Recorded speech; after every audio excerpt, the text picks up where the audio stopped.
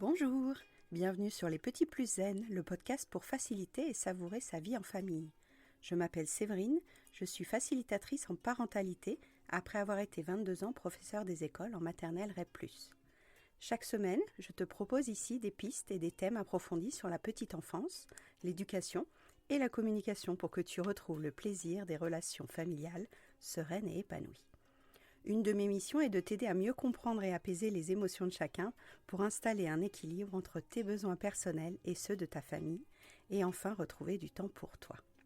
Je te partagerai aussi mon expérience en classe de maternelle, des découvertes apprises en formation et des outils inédits et actionnables facilement que j'ai créés au fil du temps à l'école et à la maison.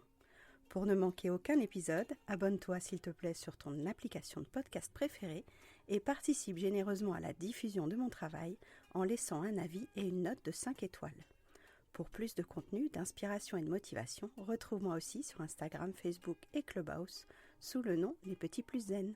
Sur ce, je te souhaite une belle écoute.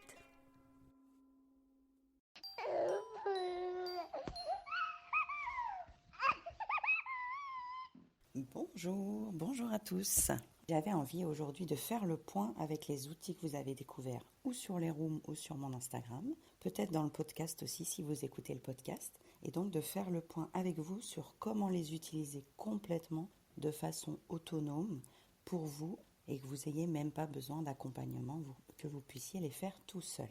L'idée est de vous représenter en quelques minutes chacun des 3 outils que vous avez découverts et de vous donner les clés pour les utiliser seuls pour vous déjà en tant que maman, que papa, et puis de voir comment vous allez pouvoir les appliquer, éventuellement avec vos enfants. Ça peut aussi être utile avec les élèves, puisque moi je les utilisais, ces outils en classe avec le dispositif des moins de 3 ans, et éventuellement aussi avec votre partenaire, avec le coparent, voire avec d'autres personnes de votre sphère professionnelle, personnelle, amicale ou sociale. Ce sont des outils qui, contre toute attente, peuvent être utilisés dans plein de circonstances différentes. Donc si c'est la première fois que vous m'entendez, vous allez peut-être trouver ça un petit peu pointu. Il y a des idées qui ont été déjà plusieurs fois répétées et dans le podcast et sur Instagram et sur Clubhouse. Mais accrochez-vous, je vous jure que ça vaut le coup. C'est pas de la prétention, hein, c'est vraiment l'idée que ces outils-là, je les ai pratiqués et j'ai à cœur de les transmettre aux mamans que j'accompagne. Alors le premier outil que vous avez découvert, c'est l'arc-en-ciel des besoins. Donc on est tous nés avec une envie de nourrir nos besoins. Donc les besoins, il y a 7 rayures sur notre arc-en-ciel. Il y a des besoins de survie, donc des besoins physiologiques, des besoins de sécurité, des besoins de protection, des besoins d'alimentation et tout ça. Donc tous ces besoins-là, on en a assez conscience quand on est jeune, quand on grandit et quand on devient parent. C'est vraiment les outils et les besoins qu'on connaît le mieux. Donc le besoin de santé, le besoin de repos, d'alimentation, de présence, de calme, de chaleur, de contact, d'espace, d'évacuer, de lumière, de soins, de toucher, d'hygiène, d'hydratation et de rythme adapté. Donc ces 20 besoins de la rayure rouge de survie, ils vont être très utiles parce que quand on en a un qui commence à clignoter sur notre rayure, c'est le signe que les autres ne vont pas tarder à dérailler et que ça va contaminer les autres rayures de notre arc-en-ciel. Donc c'est vraiment une des bases, à la fois pour nos enfants, pour nos élèves et pour nous-mêmes. Ensuite, dans la rayure orange de l'arc-en-ciel, vous avez tout ce qui est autour des relations. Donc la notion d'acceptation, d'honnêteté, d'estime, d'accueil, d'affection, d'intimité, d'empathie, d'écoute, d'amitié, de partage, d'appartenance, d'appréciation, de délicatesse, de proximité, de réconfort, de respect, de soutien, de sincérité, de tact, de confidentialité, de tendresse, de compassion, de confiance, de tolérance, d'attention, de bienveillance. Donc sur cette rayure, il y en a 31. Alors pas de panique, hein, vous allez pouvoir les réécouter quand vous voulez parce qu'ils sont dans le podcast à l'épisode 31 justement. Donc toutes les rayures à l'unité, vous pouvez les retrouver dans le podcast, soit sur votre plateforme à vous, il s'appelle Les Petits Plus Zen comme le nom du club, soit sur le site directement lppzen.com. Donc pas la peine de prendre des notes, vous allez pouvoir le refaire tout seul. Là, je veux juste vous donner l'articulation entre les 3 outils. Ensuite, sur la rayure jaune d'identité, donc enfant comme adulte, vous allez pouvoir nourrir ses besoins d'accomplissement, d'accord avec ses valeurs, d'affirmation de soi, d'authenticité, de confiance, de congruence, de connaissance de nos valeurs, de nos émotions, d'évolution, d'intégrité, de puissance personnelle, de trouver sa place, de singularité, de se sentir exister, de sensibilité et de réalisation. C'est justement ces rayures-là, ces besoins de la rayure jaune qu'on a évoqués quand on a préparé le tableau de visualisation. C'est vraiment partir de nous, de quoi on a envie, quelles sont nos émotions, quels sont nos buts et nos objectifs. Donc c'est en replay aussi, si vous voulez accéder à la construction du tableau de visualisation, n'hésitez pas à fouiller dans le club ou sur mon profil. Les replays, ils sont tous, donc vous aurez de quoi explorer tous ces outils-là en profondeur. Rayure verte de notre arc-en-ciel des besoins, on part sur des besoins qui sont liés à l'autonomie et à la liberté. Donc à chaque fois qu'on va mener une action, à chaque fois qu'on va poser un acte dans notre journée, peut-être que notre action, peut-être que notre acte va nourrir notre besoin de la rayure verte. Donc soit le choix, la compétence, le pouvoir, la responsabilité, la notion d'intégration, de découverte, de curiosité, de connaissance de nos limites, de stimulation, de vulnérabilité, d'exploration, de flexibilité, d'engagement, d'émancipation, de droit à l'erreur, de spontanéité aussi et d'abondance. Donc sur cette rayure verte, il y a 23 besoins identifiés et donc les enfants particulièrement dans leur croissance vont avoir besoin d'alterner entre la rayure d'identité pour mieux connaître qui ils sont et la rayure d'autonomie pour mieux exercer leur propre identité. Quand j'accompagne les mamans, je me base sur ces deux rayures-là principalement pour leur faire comprendre les besoins de leur enfant. Et après, on glisse vers la rayure bleue qui va bien nous aider aussi. La rayure bleue de notre arc-en-ciel de besoin, c'est la rayure de sens. Sur cette rayure de sens, on va comprendre comment le monde fonctionne. On va avoir besoin de clarté, d'apprentissage, de transparence, d'adéquation, d'ordre, d'inclusion, d'orientation, de permanence, de repères, de résultats aussi, de structure, de consistance, de croyance, de durabilité, d'égalité, d'équivalence, d'espoir, de spiritualité aussi et de transcendance. Donc sur cette rayure bleue, il y a 28 besoins qui sont associés à la notion de comprendre le monde, de mettre un sens à notre existence. Ça va servir pour les enfants qui sont très très friands et très curieux de comprendre pourquoi les adultes font ça, pourquoi la maîtresse fait ça, pourquoi leur petit frère fait ça. Donc de mettre du sens, j'en parle beaucoup dans l'épisode 11 qui parle de la cohérence. Donc que vous soyez parent ou que vous soyez accompagnant ou enseignant, mettre du sens, c'est vraiment une clé intéressante pour libérer les enfants et pour les rendre aussi autonomes. Donc vous voyez déjà en quoi les rayures se répondent les unes avec les autres et qu'on ne peut pas définir quel est le problème sur une seule rayure. Bien souvent, quand on va accompagner un enfant, que ce soit le nôtre ou un élève, on va essayer d'explorer tout ce qui est possible de voir dans son ensemble de façon un peu systémique.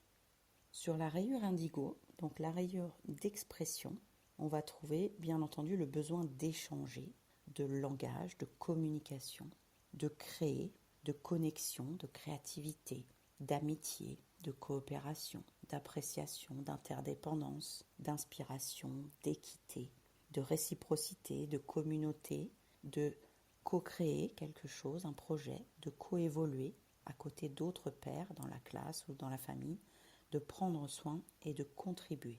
Contribuer à la vie globale, contribuer au monde, contribuer aux autres.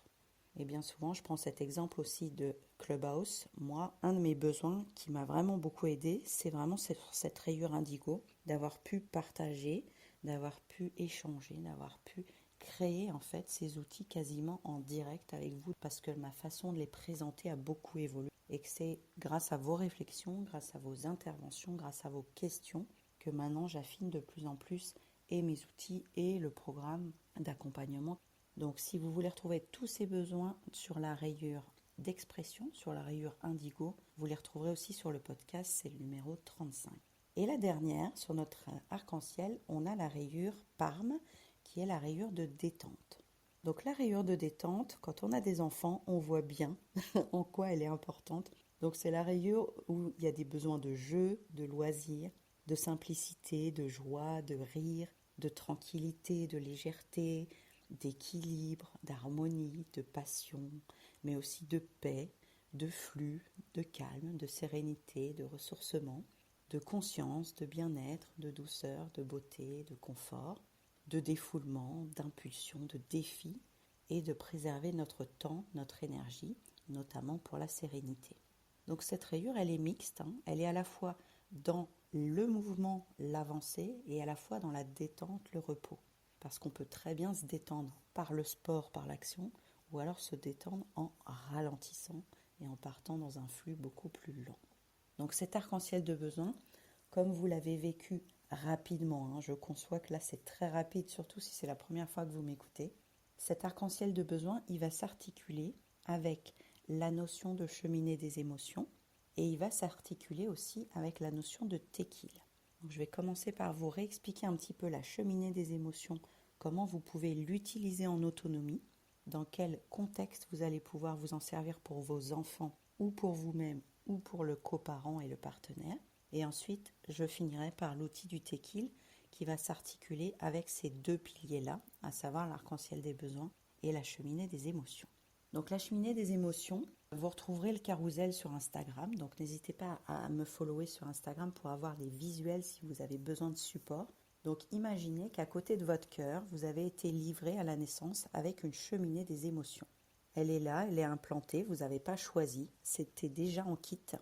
Et dans cette cheminée des émotions, vous avez beaucoup d'allume-feu, vous avez beaucoup de briquettes, vous avez quelques bûches de jour et quelques bûches de nuit. Et quand on était jeune, donc comme nos enfants, ils n'avaient en fait que des allumes-feu très très très inflammables, très très très réactifs. Et la moindre étincelle extérieure, le moindre déclencheur, je vais revenir sur ce mot après, provoque finalement une flamme dans la cheminée de ces émotions. Donc ça peut être une flamme de joie, une flamme de colère, une flamme de tristesse, une flamme de honte, une flamme de dégoût, une flamme vraiment qui peut se mélanger et se surajouter, puisque les enfants sont capables de déclencher plusieurs flammes à la fois. Et si vous observez bien les adultes ou vous-même, vous verrez aussi que les adultes ont parfois plusieurs flammes à la fois. Donc l'intérêt de cet outil, c'est qu'on peut le prendre soit en prévention, donc agir avant que les flammes ne se déclenchent. On peut aussi utiliser cette cheminée des émotions en réparation après une crise pour voir ce qui a déclenché notre flamme. On peut essayer de comprendre pendant la flamme comment faire pour apaiser notre émotion. Alors à part si c'est une émotion de joie ou de sérénité, auquel cas on va plutôt travailler sur comment maintenir cette flamme en nous. Et puis on peut utiliser aussi cette cheminée des émotions pour vivre les émotions qui nous plaisent sur le moment présent sans rajouter de la peur ou de la tristesse ou de la colère. Donc on va avoir plusieurs actions possibles avec d'autres outils que vous avez plus ou moins découverts si vous me suivez sur Instagram. À savoir, une des principales actions sur notre cheminée des émotions, c'est de trouver quel était le déclencheur à notre émotion. Donc si vous voulez faire l'exercice en temps réel, je sais que vous avez vos écouteurs, peut-être que c'est possible pour vous. Plongez dans votre cheminée des émotions, là tout de suite, et regardez combien de flammes vous avez dedans. Peut-être que vous avez une flamme de colère, peut-être que vous avez une flamme de joie, de paix, de tristesse, d'agacement, de honte. Donc vous avez peut-être plusieurs flammes. Et pour chacune de ces flammes-là, vous allez pouvoir les observer dans leur intensité, peut-être dans leur différence de couleur, dans l'action perturbatrice qu'elle fait sur votre mental, sur votre cerveau, sur votre corps aussi. Peut-être qu'il y en a une qui est plus importante là, à l'heure où je vous parle. Et ensuite, dans cette flamme, on va essayer de trouver ce qui l'a déclenchée. Quel est l'élément extérieur à nous? Quelle est l'étincelle? Quelle est l'allumette qui a provoqué notre flamme dans notre cheminée des émotions? Et là va s'interposer plusieurs éléments. Donc il y a eu un fait complètement neutre à la base, à savoir, je prends un exemple assez basique, notre enfant a renversé tout le pot de céréales par terre dans la cuisine. Ça, c'était un élément complètement neutre. Le bol est renversé, point. L'étincelle était là, mais l'allumette qui a envoyé la flamme en nous, c'est la pensée de « Oh, c'est pas possible, il y en a marre, c'est pénible, c'est gonflant, il fait exprès, mais il me cherche » et toute la phrase qu'on va associer à ce fait qui est neutre. Parce qu'en vrai, avec un peu de pratique, vous allez pouvoir réussir un jour à voir le fait comme étant complètement neutre, en disant « Tiens, les céréales sont renversées par terre ». Et on pourra travailler ça avec d'autres outils, notamment la reformulation positive, qui évite d'attribuer une responsabilité à l'autre, à la personne qui est en face de nous. On n'attribue pas ce fait qui nous a provoqué la flamme à la personne qui a fait ce fait. Que ce soit notre enfant, que ce soit notre conjoint, que ce soit la belle-mère, que ce soit la voisine ou le patron. Donc ça va demander un peu de pratique, mais vous allez voir où je veux en venir. Ça veut dire que cette étincelle et la pensée que j'y ai attribuée, qui a déclenché ma flamme, elle était liée à un des besoins de notre rayure, de notre arc-en-ciel qui n'était pas assez nourri. Ça veut dire qu'au moment où on pique une colère intérieure, où on voit une flamme se déclencher en nous, d'agacement, d'énervement, de peur de ne pas être à l'heure, de tristesse de ne pas réussir à installer la parentalité qu'on veut, etc. Complétez les guillemets et les petits tirets comme vous voulez et comme vous vous sentez vous, là, dans votre cheminée. Et dites-vous, la flamme s'est déclenchée par ce fait neutre. Et ce fait neutre, j'y ai tout de suite associé une pensée qui me montre, et c'est ça l'intérêt, et c'est ça la voie que je vous engage à suivre, qu'il y avait un de mes besoins qui n'allait pas bien avant que ce fait arrive. Donc est-ce que c'était sur notre rayure de détente, justement? Est-ce qu'on avait un grand besoin de paix et d'ordre? Et au moment où les céréales se renversent, là, on voit bien que notre paix et notre ordre part en éclats sur notre rayure de besoin. Est-ce qu'à ce moment-là, on avait un besoin d'accomplissement, de résultat, donc plus sur la rayure jaune ou verte, et que là, on voit qu'on sera soit en retard parce qu'on doit réparer ce qui s'est passé, donc il ne s'agit pas de punir, il ne s'agit pas de monter dans les tours, il s'agit juste d'agir sur le déclencheur. Est-ce qu'on va laisser les céréales là ou pas jusqu'à ce soir? Est-ce qu'on part quand même? Est-ce qu'on empoigne l'enfant et qu'on le met dans la voiture tel quel? Est-ce qu'on lui parle? Donc le fait de trouver quel était le besoin qui clignotait avant que notre cheminée s'enflamme va nous aider à trouver la bonne solution et la bonne action. Donc là, vous avez déjà une interaction entre les deux outils. Ça veut dire que pour analyser notre cheminée et notre flamme, vous allez partir sur votre arc-en-ciel de besoins. Et si vous voulez faire ce travail avec vos enfants ou vos élèves, vous pourrez faire la même démarche, et c'est ce que je faisais en classe.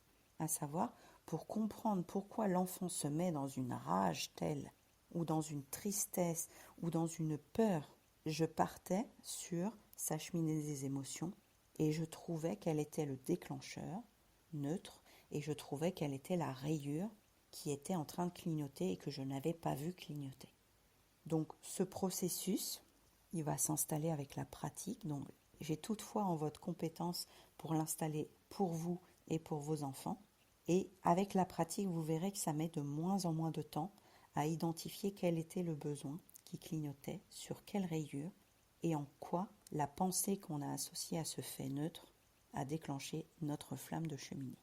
Et parfois, vous allez peut-être être surpris de voir à quel point l'émotion n'est pas directement liée au besoin. Finalement, vous vous retrouvez à avoir peur alors que c'était plutôt un besoin positif. Mais comme il était manquant, comme il était clignotant, comme il était en quête de votre attention, eh ben, il a déclenché une émotion différente de celle à laquelle on pourrait s'attendre. Donc voilà une des premières articulations entre l'outil de la cheminée des émotions et l'outil de l'arc-en-ciel des besoins. Je reviens sur l'utilisation que vous pouvez en faire déjà de ces deux outils.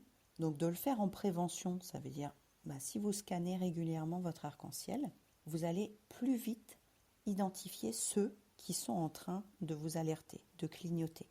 Donc ça, en prévention, ça marche quand même assez bien de regarder l'arc-en-ciel des besoins en dehors de toute crise.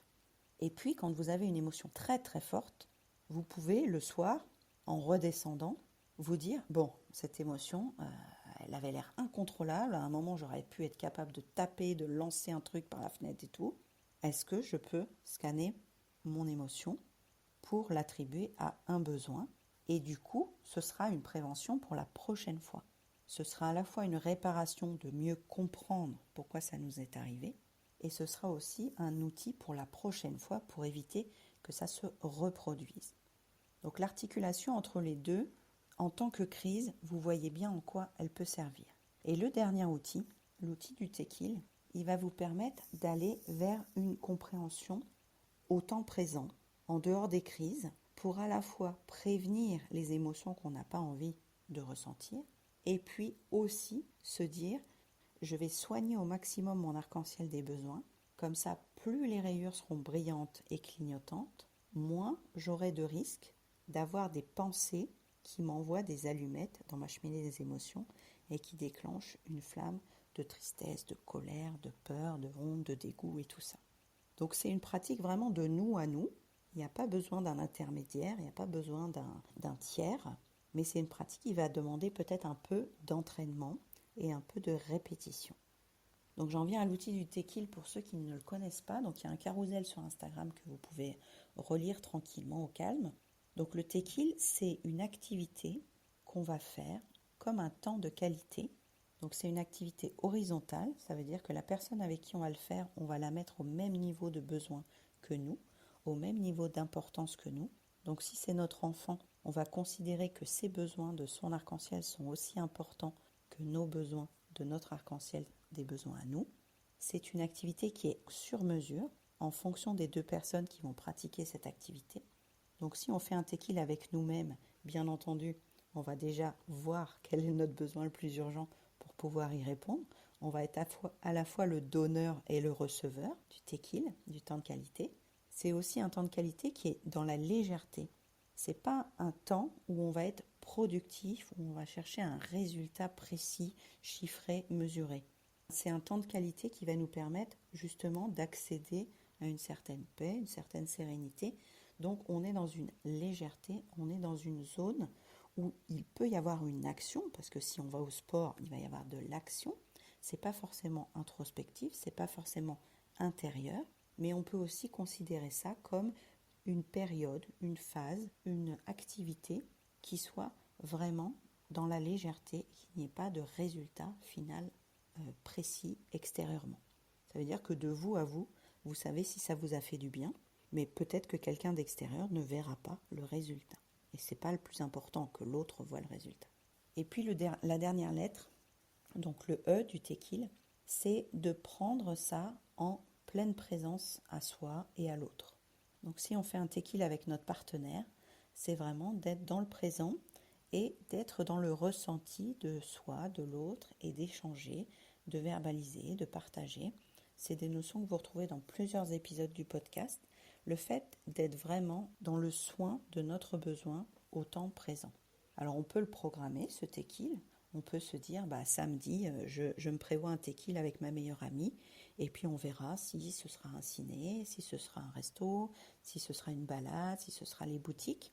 On peut le prévoir à l'avance, et puis le jour J, voir dans quelle rayure on se trouve, dans quelle envie on se trouve. Est-ce qu'on a envie de voir du monde? Est-ce qu'il y a envie d'avoir du bruit? Est-ce qu'on veut plutôt quelque chose de calme? Et là, ça nous réinvite à scanner notre arc-en-ciel de besoin ou à scanner notre cheminée des émotions pour voir dans quelle humeur on se trouve et dans quelle envie on a envie de partager ce moment avec la personne, la meilleure amie, le conjoint ou notre enfant. Donc voilà l'idée d'articulation entre ces trois outils-là. Donc si vous avez des questions précises, j'y répondrai avec grand plaisir. J'adore lire vos petits messages aussi quand vous avez des questions, donc n'hésitez pas. Et sinon, si vous voulez l'appliquer aussi à vos enfants, ça c'est une démarche qu'on peut faire ensemble si vous avez envie d'aller plus loin dans la démarche d'accompagnement des émotions de vos enfants, des besoins de vos enfants. Et c'est par les entretiens avec les mamans en classe que j'ai compris à quel point ces notions-là n'étaient pas transmises, ni à la PMI, ni à la maternité, ni en préparation à la naissance, ni même après quand les enfants rentrent à l'école. On parle très peu des besoins de l'enfant, on parle très peu des besoins du parent, et c'est aussi pour cette raison-là que je me suis spécialisée dans la coéducation et dans le soutien à la parentalité, pour donner vraiment les clés à ceux qui le souhaitent maintenant, de mieux comprendre pourquoi votre petit bout il est en train de se rouler par terre en hurlant, de comprendre pourquoi la minette là elle est en train de faire la belle. Peut-être qu'à ce moment-là elle a vraiment besoin d'une valorisation, d'un compliment, de sentir la confiance, l'empathie. Donc tous ces comportements qu'on a tous les jours, si vous observez demain toutes les actions que vous allez faire dans votre journée, absolument toutes vos actions vont nourrir un des besoins de votre arc-en-ciel. Même le plus trivial, vraiment, partez de la base. Du matin, vous vous réveillez la première action que vous allez faire, que ce soit d'aller aux toilettes, que ce soit de manger, que ce soit de prendre votre douche, ça va nourrir un de vos besoins sur votre arc-en-ciel de besoins. Le besoin d'évacuation, le besoin d'hygiène, le besoin de santé, le besoin d'alimentation. Toutes vos actions de toute votre journée va nourrir un de vos besoins. Et l'idée, c'est de pouvoir, au fur et à mesure de la pratique de ces 3 outils, les faire de plus en plus consciemment. Ça veut dire que quand vous scrollez sur Instagram, peut-être qu'à ce moment-là, ça vous divertit, donc c'est dans la rayure violette de détente, ça vous ressource, vous avez des nouvelles idées, ça vous permet de passer à autre chose, ça vous donne un petit moment de rire si c'est des contes amusants. Et donc, à ce moment-là, vous pouvez vous dire, j'ai nourri un de mes besoins. Et ça permet de désactiver aussi la culpabilité. Parce que bien souvent, on se dit, oh là là, mais aujourd'hui, je n'ai pas vraiment été productif, aujourd'hui, je n'ai pas vraiment été efficace. Mais en fait, les actions qu'on a posées dans notre journée ont toutes répondu à des besoins différents. Et en quelque sorte, vous avez peut-être posé des actions qui, justement, nourrissaient un besoin qui allait clignoter sur votre rayure. Et en ce sens, vous pouvez faire un petit audit de ce que vous faites comme action dans la journée en vous disant, tiens, cette demi-heure que je viens de passer là à peaufiner mon petit visuel ou mon petit contenu ou ma grille de pointage pour mes élèves, pourquoi est-ce que j'y ai passé autant de temps? Quelle était l'intention, quel était le besoin que j'ai nourri là-dedans? Alors ça peut être un besoin de précision, ça peut être un besoin d'intégrité, ça peut être un besoin de compétence.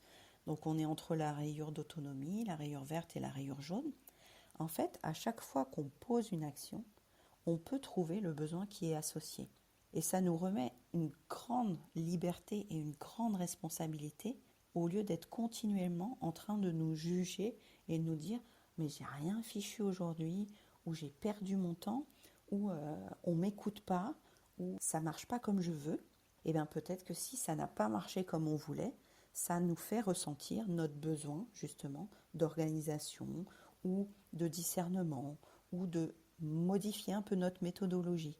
Et en ce sens-là, si l'émotion qu'on ressent dans notre cheminée est justement un certain agacement ou une certaine tristesse, on peut plonger dans cette flamme et se dire pourquoi je ressens ça? Qu'est-ce qui a déclenché ça? Est-ce que c'est le moment où je me suis rendu compte que j'avais passé 40 minutes sur mon visuel alors que j'avais tant de choses à faire dans la maison? Et au lieu de me fustiger, je me dis j'avais besoin de précision sur ce visuel, ça me nourrissait de l'intérieur, je me sentais accomplie d'aller jusqu'au bout, c'était mon intégrité, c'était ma notion d'être précis, d'être clair. Donc là, on est encore une fois sur la rayure jaune, sur la rayure bleue, peut-être notre besoin d'expression aussi, de trouver le bon mot, la bonne image, la bonne illustration.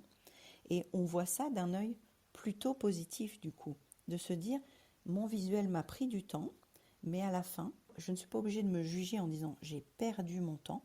Je peux aussi me dire j'ai nourri plusieurs de mes besoins en faisant cette action-là dans ma journée. Et de la même façon, s'il y avait eu un imprévu dans votre journée, vous avez peut-être décidé de le maintenir ou de l'écarter.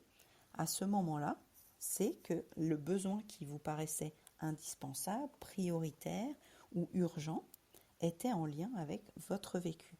Et je vous souhaite justement de faire ça en conscience de plus en plus. Ça veut dire que tout au long de votre journée, vous allez dérouler le nombre d'actions que vous allez faire en vous disant « je fais ça parce que j'ai besoin d'ordre, je fais ça parce que ma sensibilité me permet un peu de paix, un peu d'harmonie quand vous vous promenez dans le petit patio de votre entreprise juste pour redescendre parce que la collègue elle vous gonfle.